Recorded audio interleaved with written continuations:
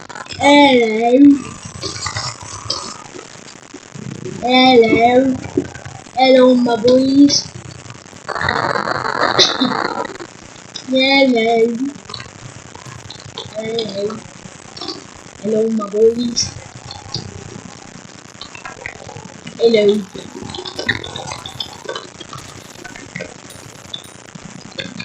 Hello, my boys.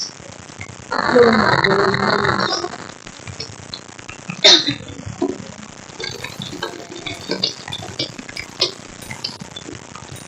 Hello. I've been grinding so long. Yeah, this lapis armor is truly amazing. If you don't know what you do, if you disagree, first of all, you get lucky. Second of all, lapis armor is actually is 7 times before you die. So that means you have 7 chances to kill them. Yes, I know. Some boots.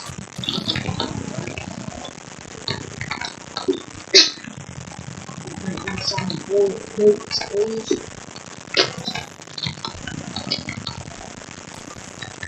Nice boots. Yeah, so we're gonna be getting like we're gonna be trying to get.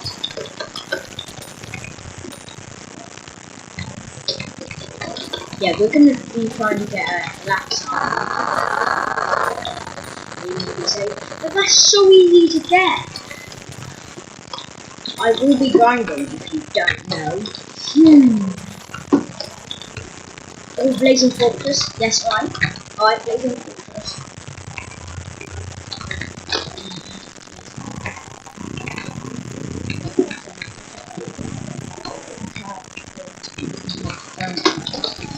Oh, alright. I think I can try to make the boss, but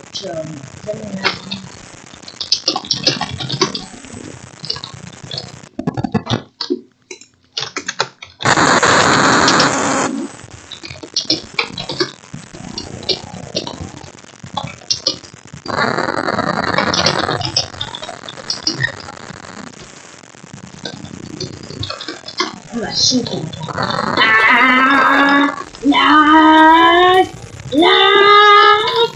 I'm cold as ice, I pay the price, I don't care.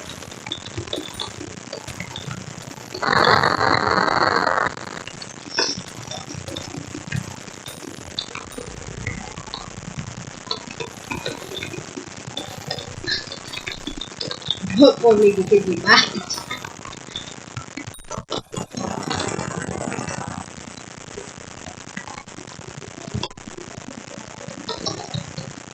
Oh yeah, here's my gas.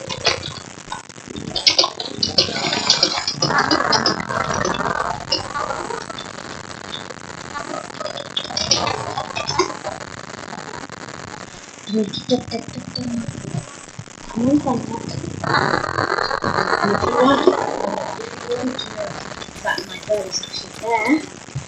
You're probably here right now. Yes, you may be saying, what a goddamn move. Mate, I need to put the window away and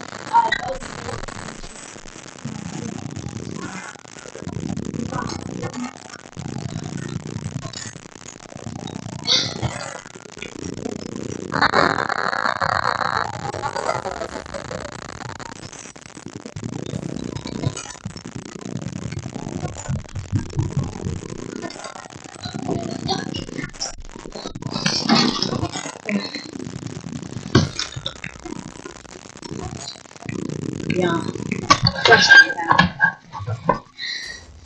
So I set up a good mic. Surprised someone actually came in that fast. Yeah, my mic's like it's like a £25. So yeah.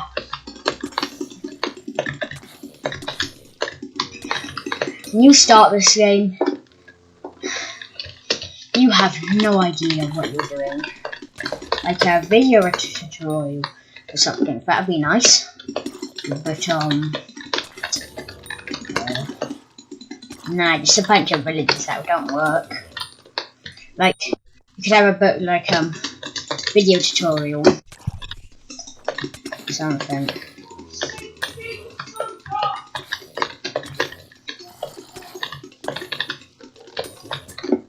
Right, defense really does matter.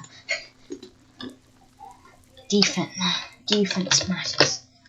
If that would add defense, but that defense wouldn't work. Yeah.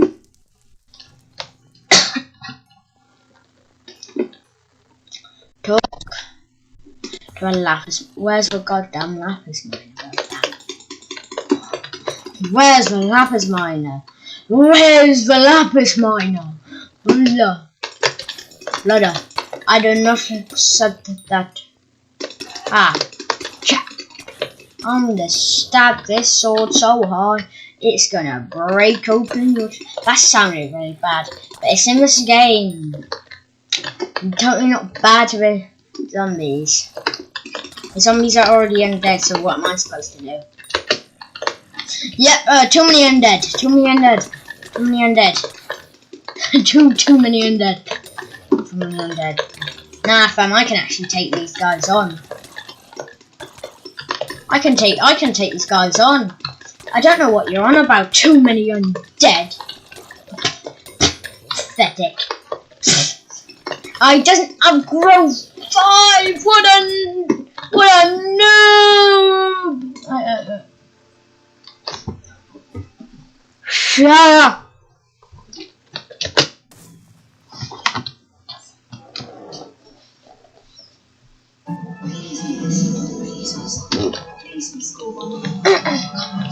What is this Pokemon ad?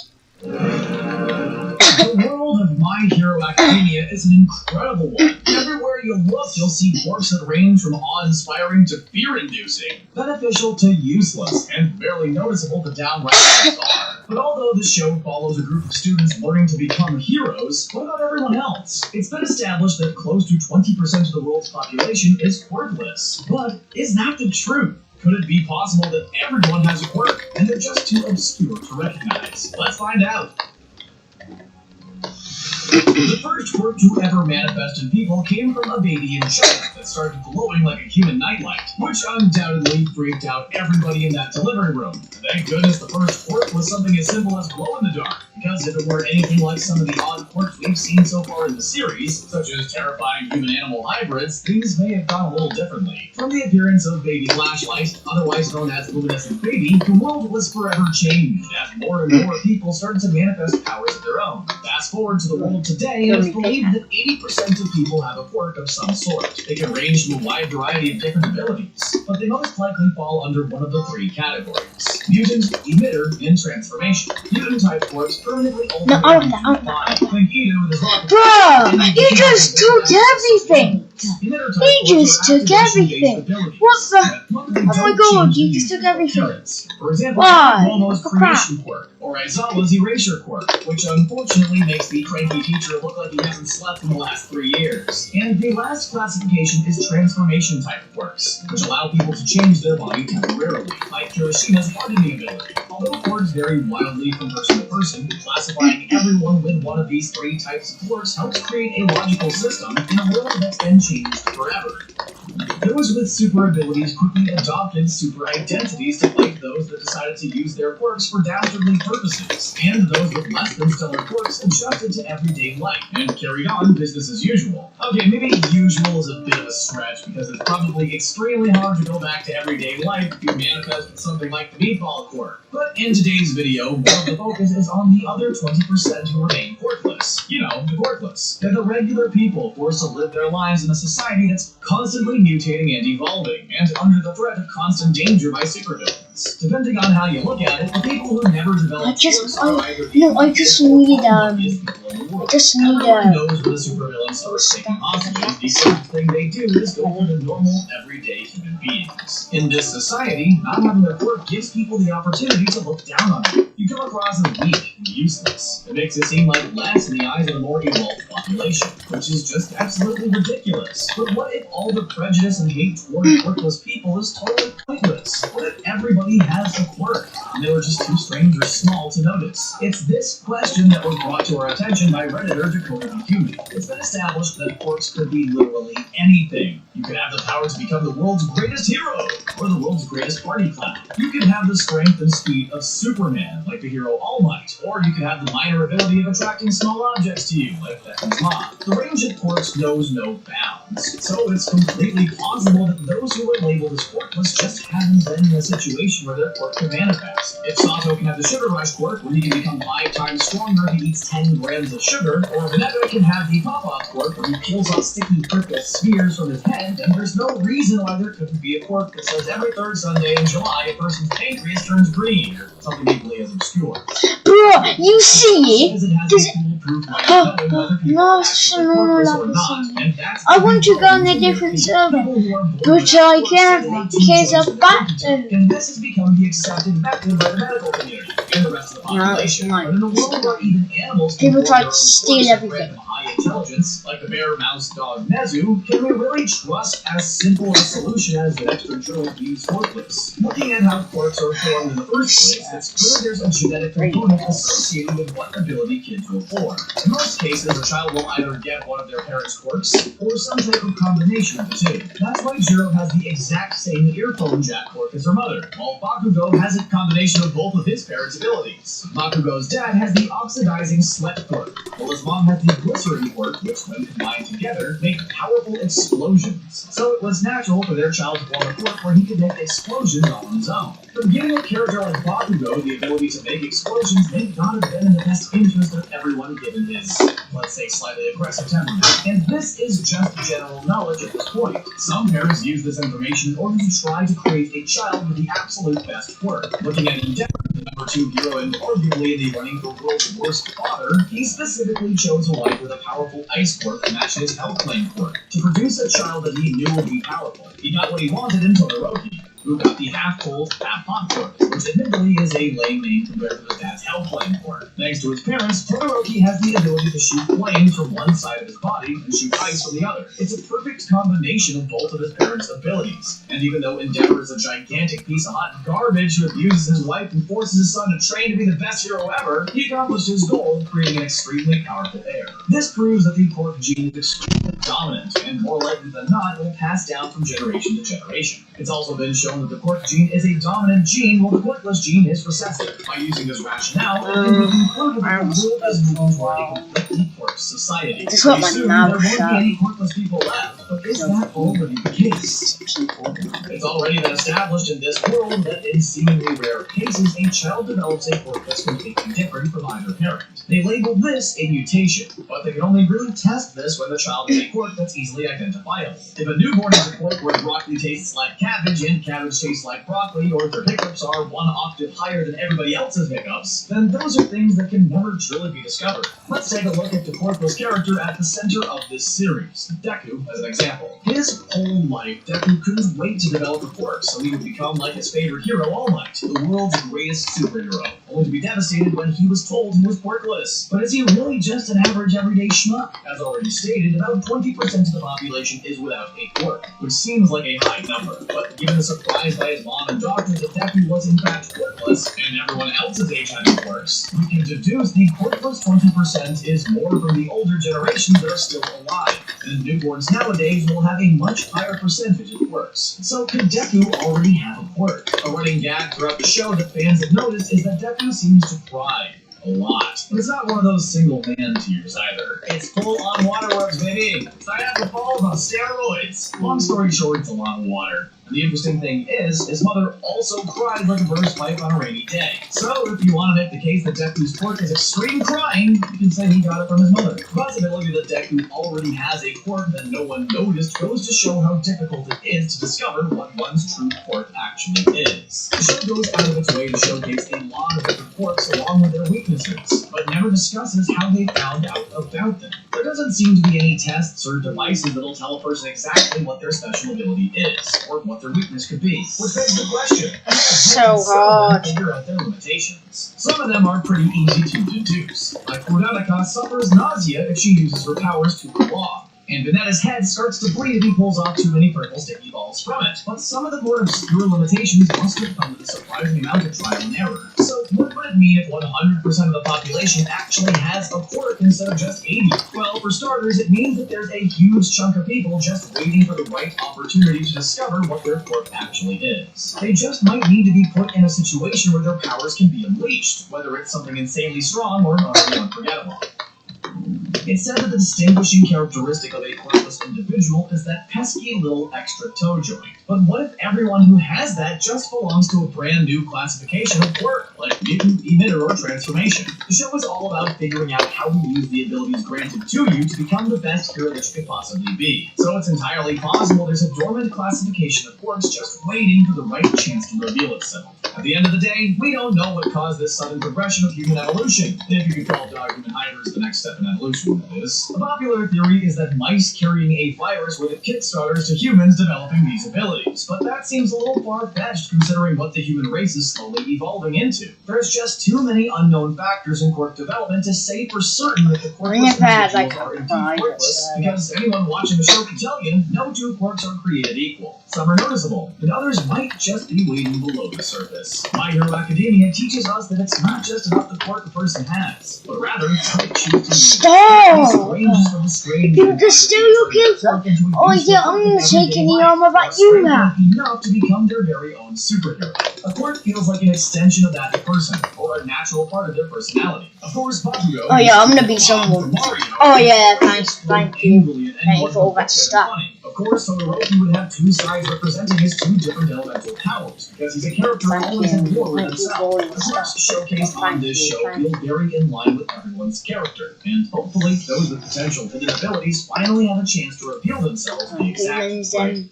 Let's see if I can kill him. Do you think it's possible that everyone has a secret quirk in My Hero Academia? If so, do you think Deku's hidden quirk is the ability to cry buckets of water on command? Let us know in the comments section below.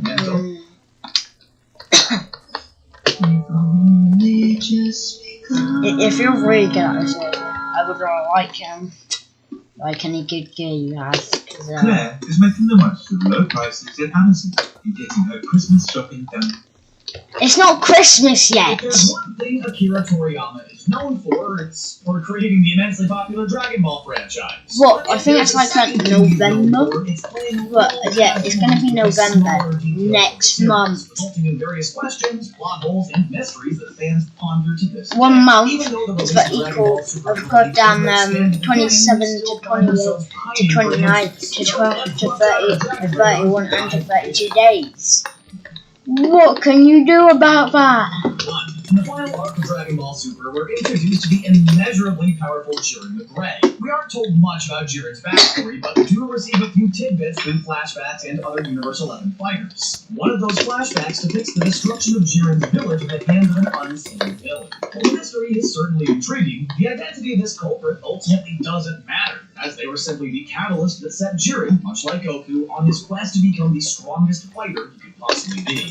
And speaking of the strongest of all the universes, there were 4 whole universes excluded from the tournament of power, as they were simply too strong. These shockingly strong universes were only hinted at, with their gods of destruction and angels present as spectators to the tournament. Considering the magnitude of Jiren and Goku's bouts, it's no surprise that fans are chomping at the bit to get even a glimpse at what kinds of fighters these universes have in store. But you can bet that when Dragon Ball inevitably returns, they'll pull back that shroud. His name is Dr. Rhoda, and you will tremble before him. This porcupine from Universe 6 became something of a running gag throughout the earlier episodes of the Tormented Power. But I bet you one of those zombies that they have taken has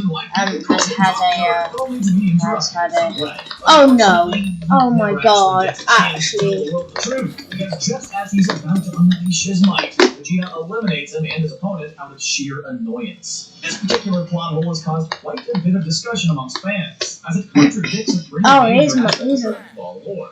Hey, I brought my hands. There's a moment where Beerus I'll mentions give you causing the this extinction of all and dinosaurs I guess on Earth. At first, the comment seemed like a fun explanation for what happened to our planet, until you remember the litany of dinosaurs present throughout all of the Dragon Ball franchise. The comment isn't present in the Super Anime, which seems to support the fact that this was a mistake from the get-go. There is a lot of confusion over a particular conversation in Dragon Ball Super and DBZ Battle of Gods. This is just good, Fury so I'm discussed going the on destruction of Planet Vegeta. Differences in various translations have led fans to wonder whether Beerus specifically ordered Frieza to destroy the planet while he was asleep, or if he just signed off on something Frieza had already wanted to do. The general consensus at this point leans toward the latter, but why has certainly led to a fair share of confusion. It's always tricky after that. When Bulma and Jocko are tasked with learning more about the Super Dragon Balls, they pay a visit to the omniscient Zuno, who explains that they were created by the dragon god Zalama during the 41st year of the Divine Calendar, along with a bunch of other minor details. The revelation of this creator has raised many more questions from fans. Is Zalama a Namekian god, or something? Considering what we know about Dragon Balls needing their creator to be alive to work, does that mean Zalama is still out there somewhere? We only hope to learn more. Chaka explained that the Namekian Dragon Balls were actually carved out of one of the Super Dragon Balls, or Wish Orbs as he refers to them. This means that Kami and Guru didn't actually create their Dragon Balls, but instead imbued pre-existing ones with their power. The creation stories of the Dragon Balls have changed several times over the franchise. This only adds another curveball to the story. If it's true, though, it's annoying. Just how many iterations of the Earth Dragon Balls have gone through over the millennia. In hopes of unlocking the secret to summoning a Super Saiyan God, Goku and friends turn to Shenron for help. When asked, Shenron reveals information from the Namekian Book of Legends detailing the necessary steps in unlocking that legend.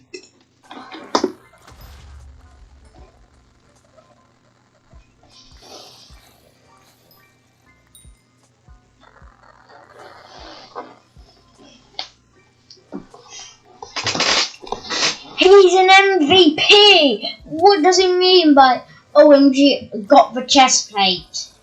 Oh my god.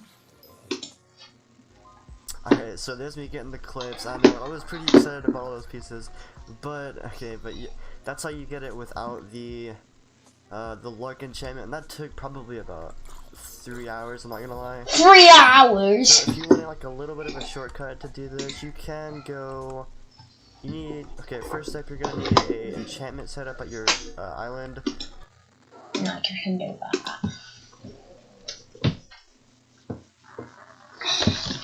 I don't know if I can do luck. Gunpowder.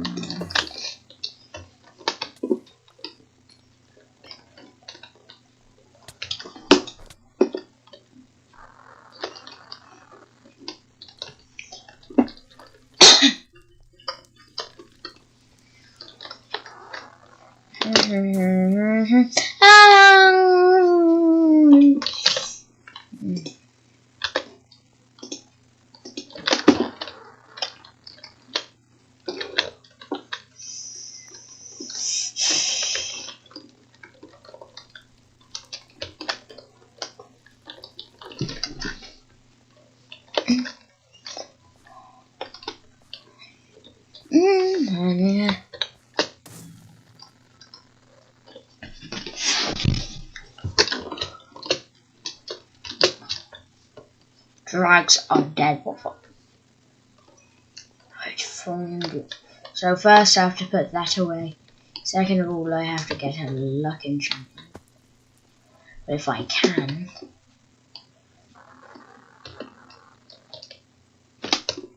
you know, I'm gonna get a sword, then start rising through. Wait, wait. I can upgrade my current sword. with Reforge, so I think I can get legendary. Remember? I think.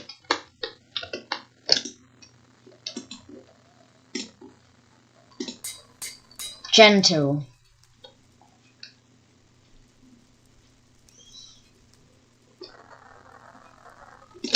I just need 30 more. Right.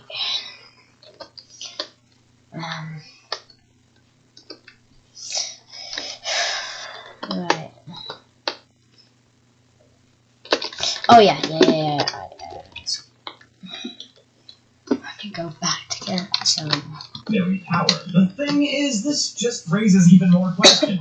How did the Namekians know about this Saiyan ritual? Where did this book come from? How does Shenron know about it? Did Kami have a copy? Interestingly, since Shenron may in fact be as old as the Super Dragon Balls, this revelation is a little bit more understandable. Has anyone noticed how future Trunks and present Trunks have totally different hair colors? While some people might go off the deep end, conspiracy theories about infinite branching universes and temporal irregularities, odds are this is actually just a clever nod to a similar inconsistency from the early days of Dragon Ball. Longtime fans of Dragon Ball might remember that Bulma's hair switches between turquoise and purple, depending on which medium she appears in. In the colored manga issues, her hair appeared turquoise in the very first issue due to limited color palettes, but has been purple ever since. In the anime, it's always been her most recognized He's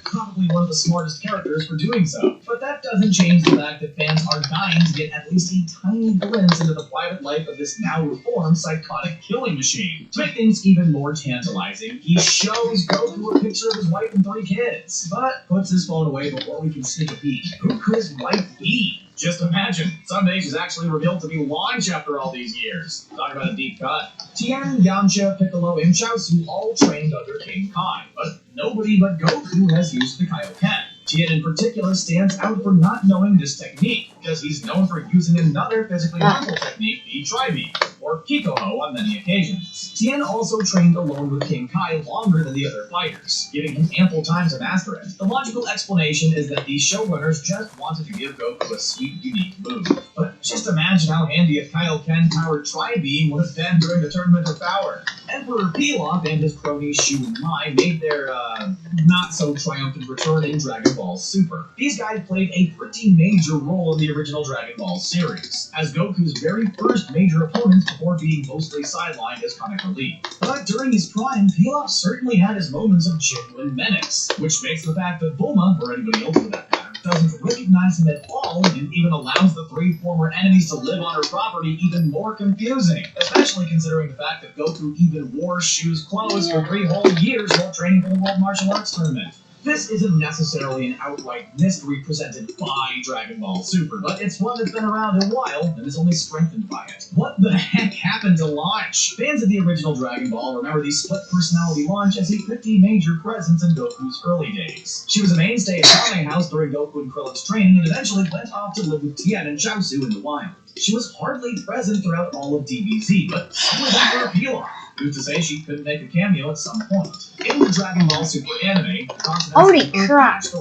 layouts of the real Earth, as opposed to the way they're depicted in every other iteration of the series. Of course, this can be waved away as being a mistake in the animation process, but throughout a great deal of the franchise, the maps have actually been pretty consistent in depicting the layout of the fictional continents. Maybe they were moved around when the Earth was wished back after Boo destroyed it. Who knows? During the Beerus saga, Bull keeps telling everyone that she's only 38. Don't I look great? That would actually make her younger than Goku, which we all know isn't true in the slightest. Yeah, she obviously could be lying, but perhaps there's more of a mystery here that meets the eye. In Dragon Ball Super Broly, Bulma admits to gathering the Dragon Balls in order to make herself 5 years younger, to which Goku then surmises that she may have already been using them from time to time.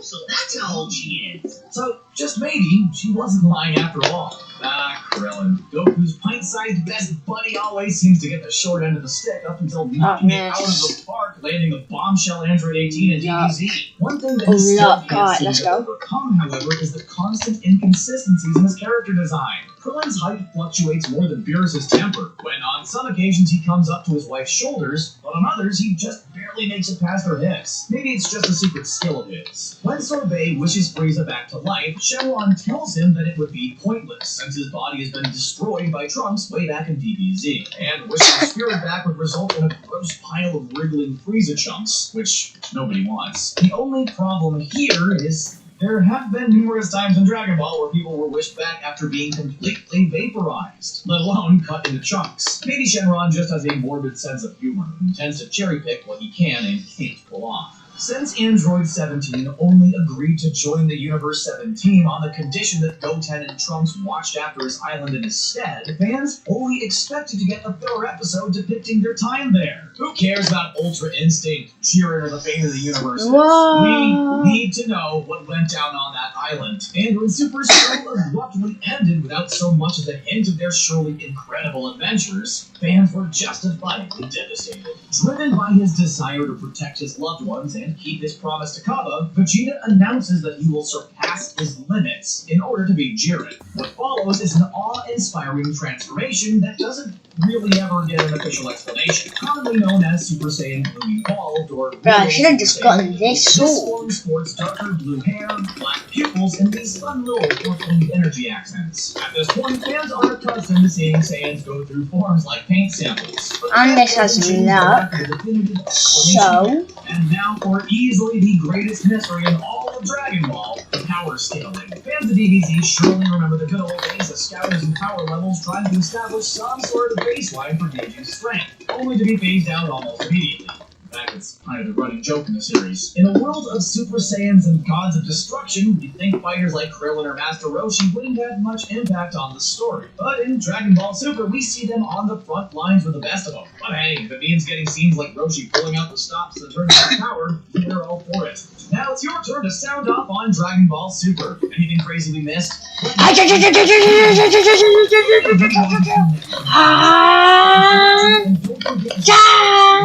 More epic content. Yeah, I'm on gold right now.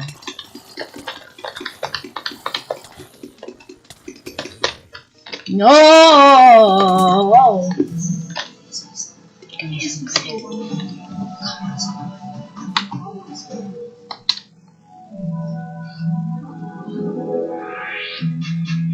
There's a Pokemon for you. Find yours in the Pokemon Trading Card Game.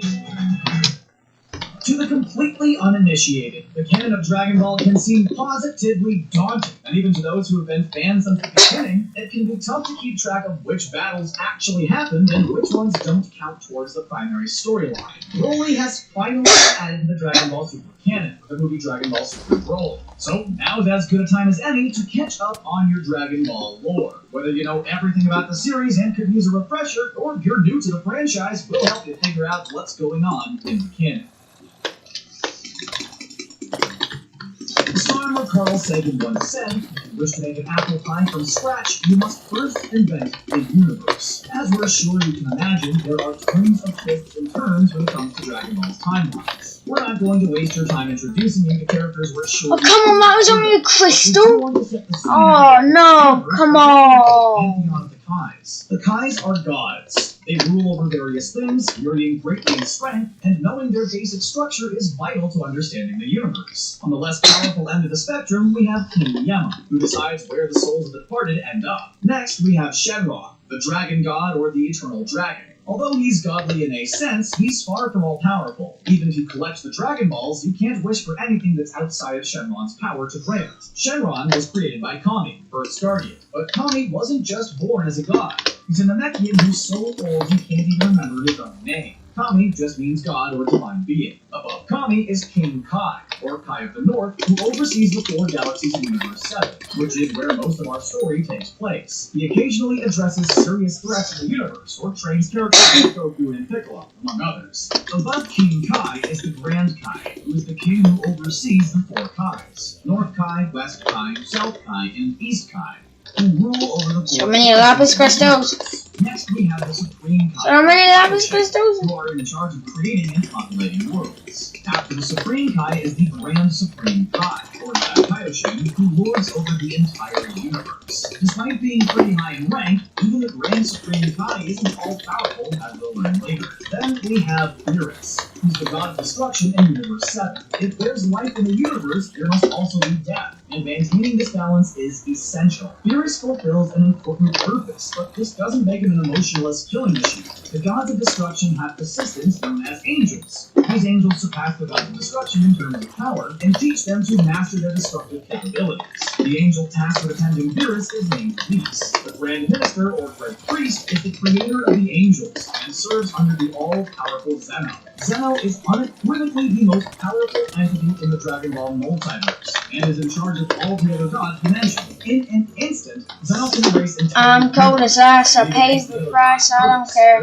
More me, more you, supposed to represent the audience. They have the power to turn off the TV, deciding what does and what doesn't fit into our personal canons. With that established, let's move on to how the Dragon Ball universe was created. crafting table. The earliest known event in the Dragon Ball universe takes place in time immemorial. Majin Buu forms, beginning his cycle of rampages and hibernations. Unknown years later, during year 41 of the Divine Calendar, over 100 million years ago, the Super Dragon Balls are created. Compactor. Around 100 Is it, million what is a years before compact? age is when It's not Kai's going to use a ability to mini start upgrade. appearing. 25 million years later, drama has already started. Beerus and Old Kai get into an argument during a meeting, resulting in Old Kai being sealed into the Z-Sword. 10 million years BA is when Planet Leader Moro first appears. As we guess by his name, he causes more than enough trouble when left to his own devices. Moro causes mass extinctions on 320 Oh my god, scared me. The Grand Supreme Kai, Daikaio, seals away Moro's powers, but at the cost of his own godly strength. Moro is given to the Galactic Police, who sentence him to death, but Moro is too strong to kill, so his sentence becomes life imprisonment instead. While that evil wizard is imprisoned, another named Divinity raises a ruckus of his own 5 billion years later. He summons Majin Buu, who destroys thousands of planets. He also takes out 4 out of the 5 Supreme Kais, but is hindered by Daikaio. No, give it to me! No! Yes, give me the 4,237 years BA, Scarlet Jr.'s ancestors migrate from the Makio star to Earth. At 237 years BA, Master Roshi's friend Turtle was born, so if you never wondered which of the two was older, here's your answer. During age 261, King Yama travels Snake Way to train under King Kai. Meanwhile, on planet Namek, violent storms ravage the planet. Kata sends his son away on a spaceship to I needed that goddamn chest. He already had it and he took it.